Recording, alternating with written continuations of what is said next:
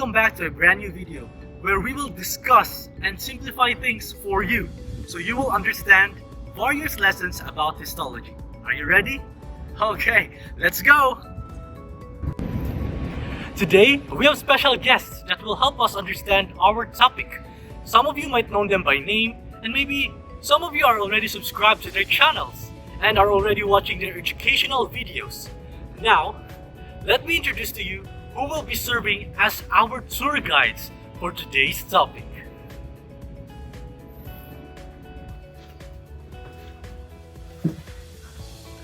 So first, we have Dr. Maxine Pulido, who will be discussing to us what is in the urinary system. She will also be discussing to us the parts, functions, and then the importance of the system. Next, we have Dr. Jasper Derry, who will be our tour guide in the respiratory system, so we won't get lost as we venture into this topic. And finally, we have Dr. Kirk Isaac, who will be in charge in discussing to us what is in the endocrine system. Now that we know who will be our tour guides, are you ready, Histo-Learners? Are you ready for an adventure where you will answer with questions and leave with answers? Oh, you are? Very good. Now, buckle your seatbelts and let's go learn these topics. Hello Histo-Learners, I am Maxine Pulido and I am going to show you around the urinary system. But first, let us know what is urinary system. The kidneys, ureters, bladder, and urethra make up the urinary system, often known as renal system or urinary tract. The urinary system's function is waste elimination, blood volume and blood pressure regulation, electrolyte and metabolite control, and lastly, blood pH regulation. Now that we know what is urinary system, let us know how it works. In the glomerulus, at the filtration apparatus, plasma is first separated from cells and big proteins to generate a glomerular ultrafiltrate of the blood, or primary urine, which is then changed by selective resorption and secretion by kidney cells. The ureters transport the final urine to the urinary bladder, where it kept until it is released via urethra. Water and electrolytes are present in the final urine, as well as waste products such as urea, uric acid, and creatinine, as well as breakdown products of other substances. Now that we know what is urinary system and how it works, let's now go to the parts. We are here now in our kidneys. It is large, reddish and pig-shaped organ located at the side of the spinal column in the retroperitoneal space of the posterior abdominal cavity. Do you know that our kidneys can filter 120 to 150 quarts of blood every day to eliminate toxins and maintain fluid balance? The method generates 1 to 2 quarts of urine every day. Each kidney have 3 distinct layers, beginning with the outermost layer, renal cortex. Beneath that is the renal medulla, a set of cone-shaped masses of tissues that secrete urine into tiny sac-like tubules. And finally, renal pelvis, a funnel-shaped tube surrounded by smooth muscles that uses peristalsis to move urine out the kidney.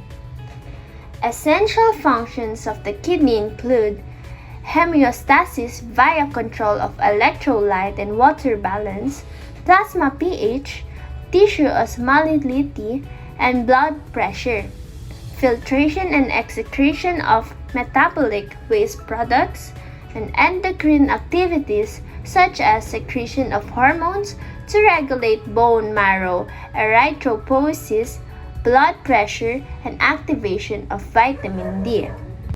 Oxygenated blood enters the kidney through the large renal arteries. As they enter the kidneys, renal arteries branch many times, ending in small little branches. It is made up of million twisty microscopic filtering units called nephrons, whose function are glomerular filtration, tubular reabsorption, and tubular secretion. Each nephron consists of a round renal corpuscle that resides up in the cortex.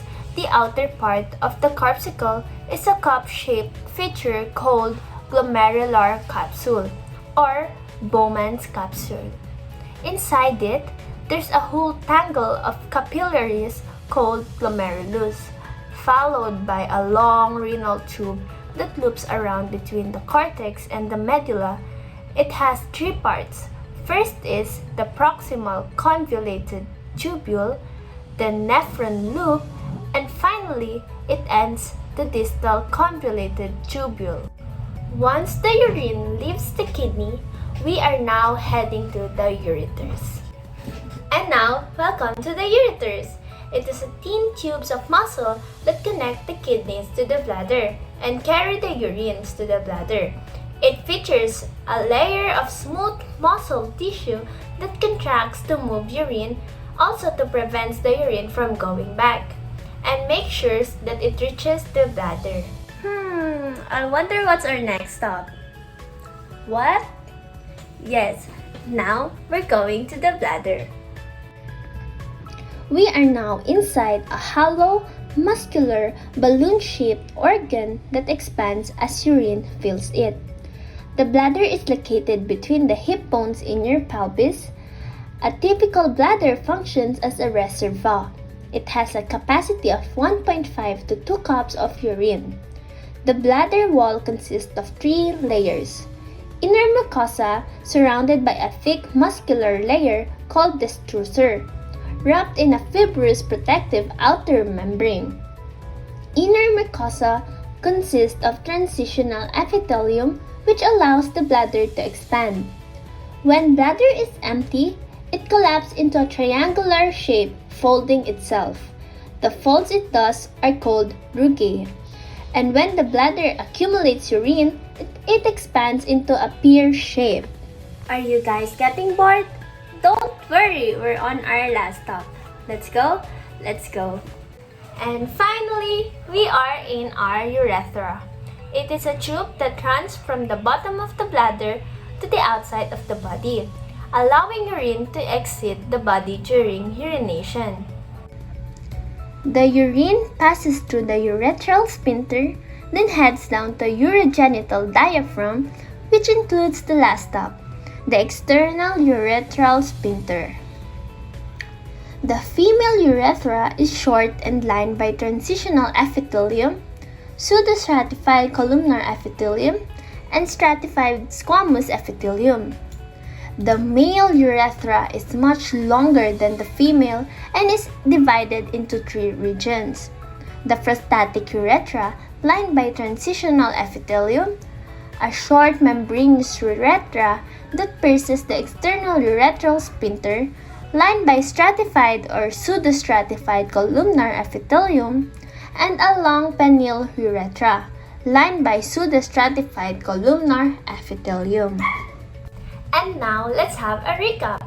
The urinary system is responsible for waste secretion filtered from the blood and creating urine as a waste byproduct. As we discussed earlier, the organs of the urinary system include the kidney, renal pelvis, ureters, bladder, and urethra. The body takes nutrients from food and converts them to energy. Infections of the urinary tract, or what we call UTI, and other common disorders such as kidney stones are the most common diseases in the system if we didn't take care of them. So you better take care of your urinary system. Interesting. I didn't think that there would be that many steps that are happening in our urinary system. Well, you do learn many things as day goes by. Thank you for that, Dr. Maxine Pulido. Now, our journey is far from over. Take a deep breath, Histo-Learners, as we head over to the respiratory system. Now, Dr. Jasper Derry, take the lead and take us to the respiratory system. Thank you so much, Ken. Hello, everyone. I'll be talking about the respiratory system. So let's start. Respiratory system contains the paired lungs with a series of air passages that lead to and from the lungs. It is divided into two, with an upper and lower part. The lungs' main role is to bring in air from the atmosphere and pass oxygen into the bloodstream. From there, it circulates to the rest of the body. The nasal cavities, pharynx, larynx, nasopharynx, oropharynx, larynx, trachea, bronchi and bronchioles constitute the conducting portion of the respiratory system. The respiratory portion of the system, where gas exchange occurs, is composed of the respiratory bronchioles, alveolar ducts, alveolar sacs, and alveolar. Now, let's start to discuss the upper part. First, we have the nasal cavity. Nasal cavity are paired chambers separated by a bony and cartilaginous septum. They are elongated spaces with a wide base that rests on the hard and soft palate, and a narrow apex that points towards the anterior cranial fossa. There are three chambers in the nasal cavity, which is divided into three regions.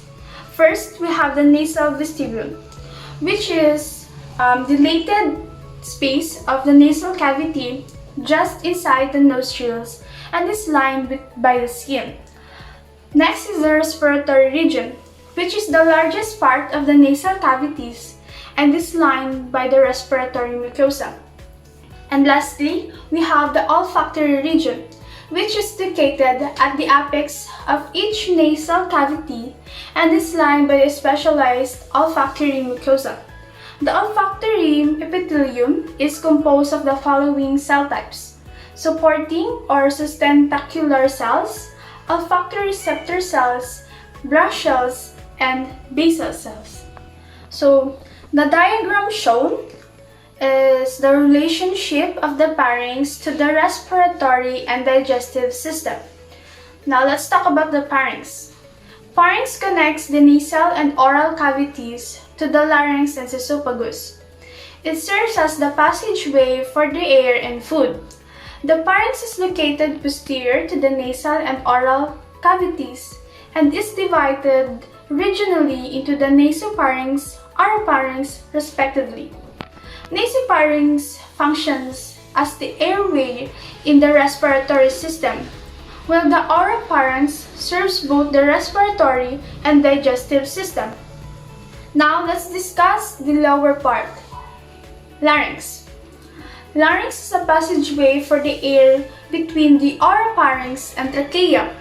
It is a complex tubular region of the respiratory system. Is formed by regular shaped plates of hyaline and elastic cartilage. It contains vocal folds that control the flow of the air through the larynx and vibrate to produce sound.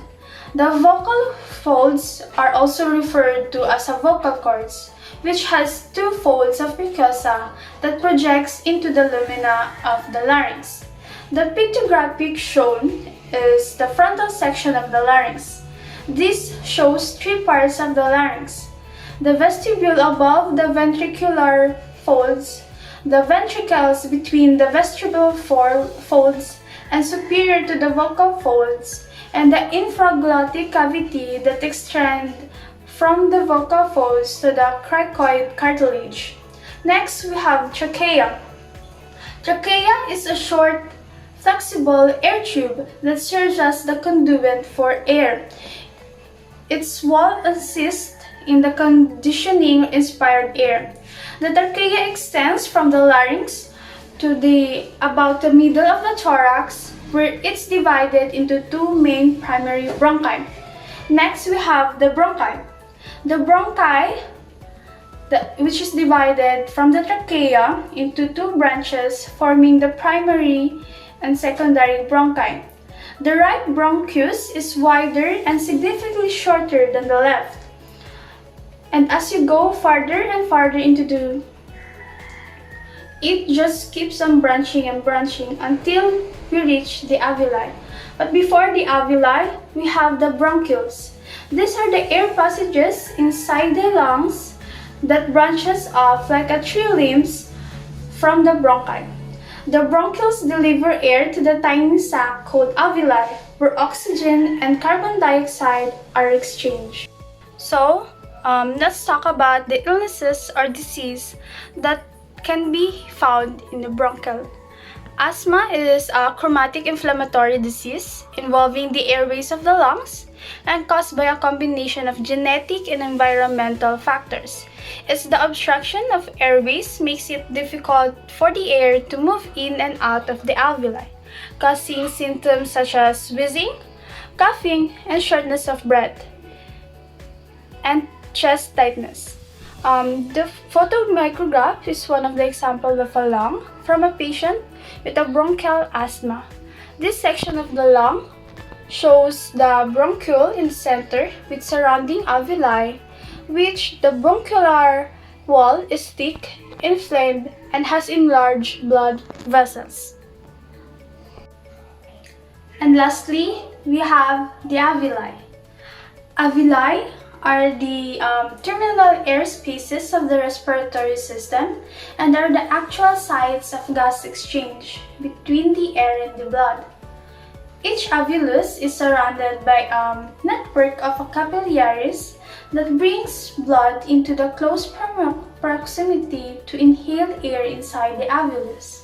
The photomicrograph showing is an alveolar sac with adjacent alveoli. This shows the terminal components of respiratory system, namely as the alveolar sac or AS and the surrounding alveoli, which is abbreviated with A.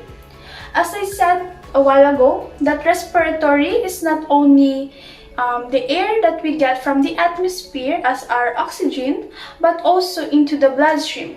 Now let's talk about the blood supply. Blood supply. The lung has both pulmonary and bronchial circulation. Pulmonary circulation derives blood via branches of the pulmonary artery to the capillary network surrounding the alveoli from oxygenation, while bronchial circulation via bronchial arteries supply the walls of the bronchi, bronchioles, and the remaining connective tissue of the lung. This diagram shows how blood supply works. It has the thick and thin portion of the interalveolar septum. The thin portion of the forms the air-blood barrier and responsible for the most of the gas exchange that occurs in the lung. Arrows indicate the direction of the carbon dioxide and oxygen exchange between the alveolar space and the blood. Next, we have the innervation. They are the components of the sympathetic and parasympathetic divisions of the autonomic nervous system and mediate reflexes that modify the dimension of the air passages and the blood vessels by contraction of the smooth muscle in their walls. And lastly, we have the lymphatic drainage. Lymphatic drainage is a form of the gentle massage that encourages the movement of lymph fluids around the body. The fluid in the lymphatic system helps remove the waste of the toxins from the bodily tissue. So the last disease that I want to share to you that involves a respiratory system is pneumonia. Pneumonia is an infection that inflames your lungs, air sacs, or the alveoli, which may be filled with fluid or pus, causing symptoms such as cough, fever, chills, and having a trouble breathing. The picture that you are looking at is a hepatization stage of a pneumonia. At this stage, the affected portion of the lungs on the gross examination appears red, which is because of the enlarged capillaries, firm because of the lack of air spaces, and heavy because of the presence of exudate within the alveoli. The term hepatization stems from the tissue resembles to the liver. So, let's have a recap. Respiratory system is responsible for moving fresh air into your body while removing waste gases. The respiratory tract conveys air from the mouth and nose to the lungs, and where oxygen and carbon dioxide exchange between the alveoli. The whole system and the organs that can be found starting from the nasal cavity or nose, then the throat or the pharynx. Next is the voice box or the larynx, then goes through the windpipe or trachea and the large airways called bronchi to the small airways, bronchioles, and the last is the very tiny alveoli.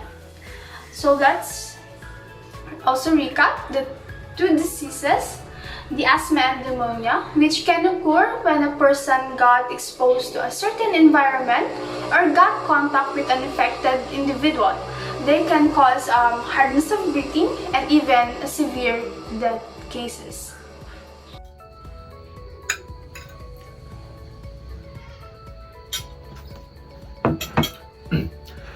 Did you hold your breath until the end? Because I know I didn't. That was very informative, isn't it? Thank you for sharing your knowledge, Dr. Jasper Derry. I hope you did enjoy as well as we did. Now, for the last part, I hope you still have room for dessert, cause here it comes. Dr. Kirk Isaac, lead us towards the endocrine system. Let's go!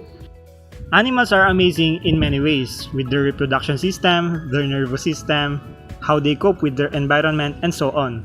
But if there is something that is also amazing but somehow underrated, it's no other than their ability to secrete something from their glands. And we, the warm-blooded mammals, are the masters of secretion. Exocrine and endocrine are both same in a way that we can secrete something out of our glands, but they differ in a way in how and where they secrete it. Exocrine is the secretion of substances out of our body, while secretion that happens inside our body is what we call endocrine. And for now, we will be talking about how amazing your endocrine system is. First, hormones. You probably heard about them. And surprisingly, there are 50 kinds of them, and their glands and organs are amazingly scattered all over your body. They can be in your brain, in your throat, right over your kidneys, below your stomach, and even in your baby-making areas. And let's visit them one by one. But before we talk about the organs, let's start with the basics. Hormones are secreted from the cells of a certain organ or system. But where and how exactly are these hormones being transported? Luckily, we can identify them with these three mechanisms. First, we have endocrine control, where cell releases hormones and let it travel into the bloodstream to go to the organs. Second is pancrean control, where the cell produces a signal to induce change in nearby cell. Third is autocrine control, where a certain cell releases a signal then binds to the same cell. Next, let's talk about the classes of hormones and the groups of hormone receptors. There are two groups of hormone receptor. One is cell surface receptors and two is intracellular receptors. Cell surface receptors interacts with peptide hormones or catecholamines that are unable to penetrate the cell membrane, while intracellular receptors are localized within the cells and is used by steroid hormones, thyroid hormones, and vitamins A and D. Also, hormones has three classes of compounds. First is peptides. They are synthesized and secreted by cells of hypothalamus, pituitary gland, thyroid gland, parathyroid gland, pancreas, and the scattered enteroendocrine cells and gastrointestinal tract and respiratory system. Second is steroids. Cholesterol-derived compounds synthesized and secreted by the cells of ovaries, testes, and adrenal cortex. Last is amino acids and arachidonic acid analogs. They are synthesized and secreted by many neurons as well as variety of cells, including cells of adrenal medulla. Now that we learned some of the basics, let's talk about the organs involved in endocrine system. First, we have the pituitary gland. Pituitary gland is a portion of the brain, and it releases hormones from the anterior lobe of the pituitary gland. Let's look at its anatomical structure. The image on the left side shows the actual photomicrograph of the pituitary, while on the right side illustrates the parts of the pituitary glands which we are about to discuss. Pituitary is divided into two lobes, the anterior lobe and the posterior lobe. And if we go into further details, we have the pars distalis, wherein the majority of the hormone production occurs. The pars intermedia, as you can see, is the boundary between the anterior and posterior lobe of the pituitary gland. Pars tuberalis is a highly vascular tubular sheath that extends from the pars distalis and winds around the pituitary stalk. Pars nervosa is located at the posterior lobe of the pituitary body. It's the storage site for the oxytocin and vasopressin. Then the infundibulum is the funnel-shaped cavity or structure. Pituitary gland has also its sets of blood supply, namely the superior hypophyseal arteries, which is the red one, supplies the pituitary infundibulum, and through the pituitary portal system, it supplies the anterior pituitary gland, while the blue one, or the inferior hypophyseal arteries, primarily supply the pars nervosa. That's too many for a single organ. Why don't you take a break? Now, let's move forward to hypothalamus. Hypothalamus is located in the middle of the base of the brain. It coordinates most of endocrine functions of the body and serves as one of the major controlling centers of autonomic nervous system. Some of its function is that it regulates blood pressure, body temperature, fluid and electrolyte balance, body weight, and appetite. Next is the pineal gland. It's a pea-sized conical mass of tissue behind the third ventricle of the brain neuroendocrine gland that regulates the daily body rhythm. The pineal gland has two types of parenchymal cells, the interstitial cell which is located between the pinealocytes. Then we have the pinealocytes. It's a neuron-like cell that produces melatonin which induces rhythmic changes in secretion of hypothalamus, pituitary, and gonads, and is said to act as endocrine transducer. Then we have another interesting organ located in your neck region called thyroid. It's a bilobate endocrine gland and consists of two large lateral lobes connected by an isthmus. It regulates the body's metabolic rate, controlling the heart, muscle, and digestive function, brain development, and bone maintenance. Insufficiency in dietary iodine, or by one of several inherited autoimmune diseases such as autoimmune thyroiditis, is called hypothyroidism, and it is characterized by mental and physical sluggishness. Meanwhile, its counterpart is called hyperthyroidism. It occurs due to excessive amounts of thyroid hormones released into the circulation. Hyperthyroidism's common symptoms are bulging eyes, nervousness, anxiety, rapid heartbeat, hand tremors, excessive sweating, weight loss, difficulty in sleep, and etc. Sheesh! That's crazy! Okay, the next one is parathyroid. Parathyroids are small endocrine glands closely associated with thyroid.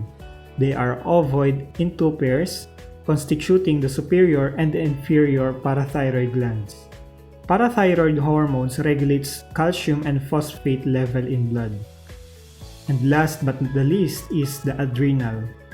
It's paired organ located right above your kidneys, and it is responsible for producing hormones that helps to regulate your metabolism, immune system, blood pressure, response to stress, and other vital function. Now, let's have a quick summary of what we've learned. The endocrine system is responsible for regulating all of your body functions, including your blood pressure, bone density, calcium regulation, and others with the help of hormones. These hormones are secreted within your body by different organs, and these organs are located all over the axial region of your body, namely the the hypothalamus, pituitary, and pineal gland from the brain, while the thyroid and parathyroid gland from your neck region, and the adrenal gland from your kidneys. We also discussed that the imbalance to the production of thyroid hormones may cause hyperthyroidism or hypothyroidism, which could be fatal if not treated immediately. Wow, that was a treat. Thank you, Dr. Kirk Isaac, for touring us around the endocrine system. Well, that tour was very tiresome, if I do say so myself. We learned so much in a very short period of time, and I do hope that we will keep this knowledge into our minds. Dear Histo-Learners, this has been a great time spending with you all. I do hope that you will still attend to our future tour lessons in our body. That is all the time that we have today. Hope you will like and subscribe to our channel. And don't forget to hit that bell button so that you will be notified when we will post another video in the future. Keep safe everyone, and goodbye!